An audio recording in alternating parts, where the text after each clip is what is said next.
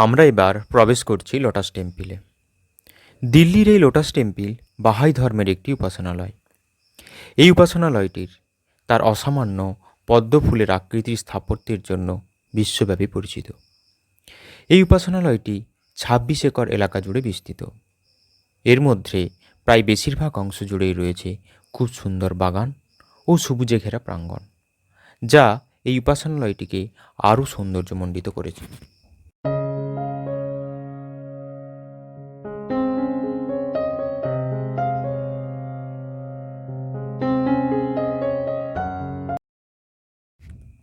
এই উপাসনালয়টি সকাল ৯টা থেকে সন্ধ্যা ৭টা পর্যন্ত খোলা থাকে। তবে প্রতি সোমবার এই উপাসনালয় বন্ধ থাকে। এই উপাসনালয়ের কোনো প্রবেশ মূল্য নেই।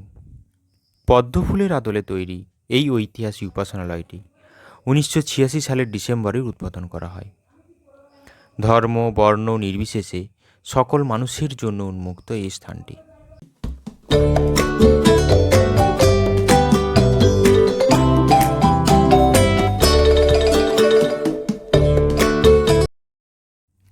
বাহাই ধর্ম অনুরাগীরা বিশ্বাস করে পৃথিবীতে একটি ঈশ্বর এবং মানবজাতি মূলত এক।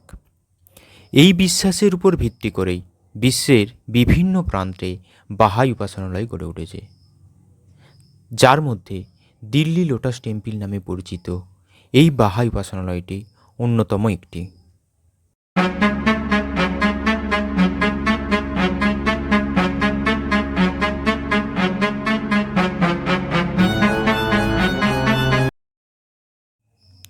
এই লোটাস টেম্পিলে প্রত্যহ প্রেয়ার হয় একটি নির্দিষ্ট সময়। সৌভাগ্যবশত আমরা এই প্রেয়ার টাইমেই উপস্থিত ছিলাম। ভেতরে কোনো ভিডিওগ্রাফি এলাউ নেই, তাই এই প্রেয়ারের কোনো ভিডিও আমি আপনাদের দেখাতে পারলাম না। এখানে প্রেয়ার হয় সকাল 10টা, দুপুর 12টা, 3টে এবং বিকাল 5টাতে।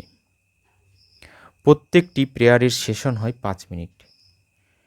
এই প্রেয়ার হলে প্রবেশ করলেই আপনাকে প্রথমেই বলে দেবে কোনো ভিডিওগ্রাফি বা কোনো ফটো আপনারা তুলতে পারবেন না। এই প্রেয়ার সেশনে পিন ড্রপ সাইলেন্ট থাকে।